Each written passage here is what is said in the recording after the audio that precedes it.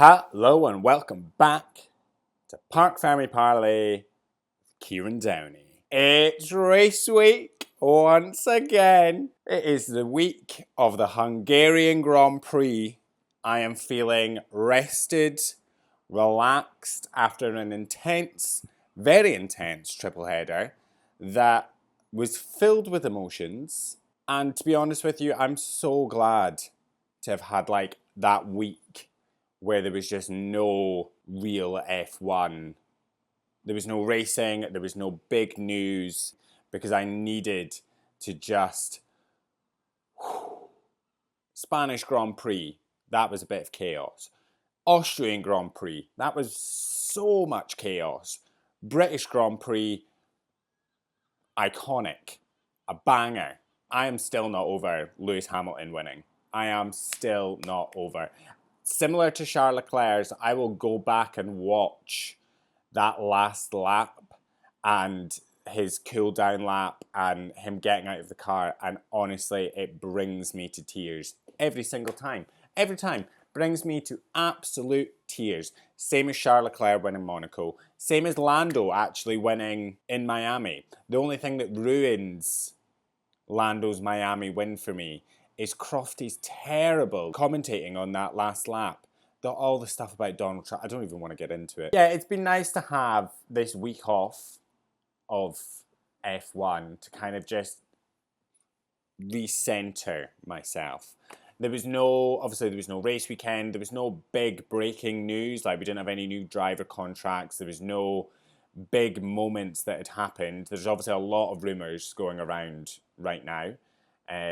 There is the rumours, obviously, of Perez potentially getting dumped. Will it be Daniel Ricciardo? Will it be Yuki Tsunoda? Will Liam Lawson get that seat? Why has Yuki Tsunoda not being allowed to drive in a filming day for Red Bull? Obviously, there was the Goodwood Festival of Speed, which I caught bits of. It was really nice to see all of the Red Bull drivers, there taking part. Mark Webber, David Coulthard, Max, Checo, Christian. It was nice to see them all. Danny Rick, it was nice to see them all just there having a good time, driving these cars, sorry.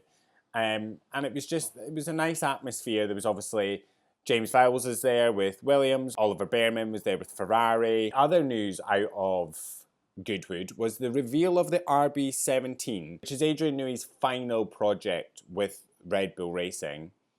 And the hypercar that man has created is an absolute work of art. It is beautiful.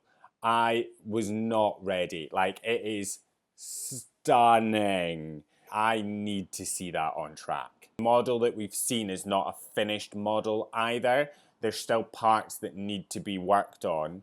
I did see Newey saying that. Newey's obviously staying at Red Bull into 2025 to oversee the production of the RB17 hypercar. I think there's going to be about 50 of them made. And as I said, it's an absolute beautiful car. So, well done, Adrian Newey. All right, now moving on to our predictions for the Hungarian Grand Prix. And I said this, I think, going into the British Grand Prix.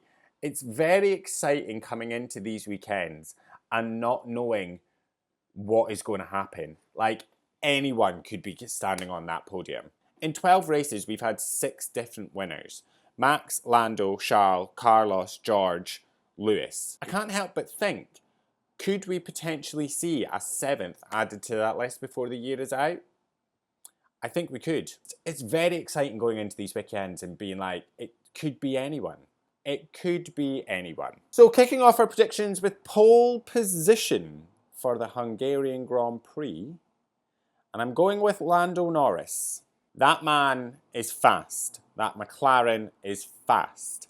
And I just see it happening. Could be anyone from McLaren, anyone from Mercedes. It could be Max from Red Bull, because I don't know what's going on with Perez, but he's not even a factor. When I think of these top 4 options for pole, P3, P2, P1, Perez is not even there. I don't even think of Perez. Similar to the way I don't even think of Zhou Guanyu or Valtteri Bottas for any of those positions. But yeah, Lando Norris, pole position for the Hungarian Grand Prix. I just think he'll be fast. Like, I don't think there's any other explanation for why it could be him on pole. Like, if it'd been last year, I just said, you know, Max crashed in Q2 and didn't make it through to Q3, or had an engine problem and wasn't there. But now it's so competitive. So I'm locking it in. Lando Norris, pole position for the Hungarian Grand Prix. Now P3 for the race, Max Verstappen. I feel like we might get something similar to Britain, to Silverstone at the British Grand Prix, where Max didn't qualify. I think Max qualified 4th or 5th for that Grand Prix. I feel like it could be the same, and he's going to have to work his way through quite a bit of traffic, and I do think at one point he will be leading the Grand Prix. 100%. That man is an absolute machine. I don't think it'll be strategy that pulls him back down, but I do think there will be quicker cars. P2 for the race, I'm going with Lewis Hamilton. Another podium in the bag for Hamilton. I think he'll be speedy. I think he'll be racy. I think he'll have a great weekend. Don't see there being any issues for Lewis. And it'll be another podium and solid points in the bag for Lewis. Now, P1 for the race is getting me excited because I wrote it down and I've thought about it. I wrote it down this morning before I went to work, and I've honestly thought about it all day. I'm putting it out there into the world. I'm manifesting it along with a Ferrari good result. But Oscar Piastri, P1 for the Hungarian Grand Prix. I see it happening. That man is fast. That man is a brilliant racer, and it is time for Oscar to win his first Grand Prix. Come on, Oscar. Let's go. I've said it for a while now, and all he needs to do is just manage his tyres a bit better. He can fight. We've seen him. He fights hard. That all being said, I think it will all come down to the McLaren strategy. If they can nail Oscar's strategy, just give him a decent strategy, Oscar Piastri will win the race. And I have every belief that this weekend is the weekend it happens. Oscar Piastri, P1, Hungarian Grand Prix, and the crowd goes wild. All right, now moving on to a few final predictions. Daniel Ricciardo will outperform Sergio Perez this weekend. And I do not mean that he will score points, to be completely honest. I just believe that he will outqualify Perez, and he will finish the race higher. Yeah, Ricciardo will finish ahead of Perez, and then the rumours will get more. The headlines will start. The sound bites from Helmut Marko will begin as he gives answers to every microphone that comes near him. My next two concern the Drivers' and Constructors' Championships. Now, one being that Nico Hülkenberg will move to P10 in the driver's standings. Couple of points in the bag and he's into P10. Honestly, if we didn't have 12 races left, well, I mean, to be fair, we've had 12 races and he was P6. Part of me is like, could we see a Nico Hülkenberg podium this year? In all honesty, I'm being dead set serious. Could we see Nico Hülkenberg on a podium this year? That Haas is not a dustbin anymore. Nico Hülkenberg is doing fantastic things with it. Do I think he's on a podium this weekend? No, I don't. But I do think he'll move to P10 in the Constructors' standings, and I'm so here for it. The other is that McLaren will move past Ferrari in the Constructors' Championships. It's coming, and it will come this weekend. I can see it. With a good result from Oscar, winning the race, and a good result from Lando, maybe a P4. Nailed it. Done. Regardless, I'm just praying that Charles Leclerc does not get lapped for a 4th race this year. Let's get that out.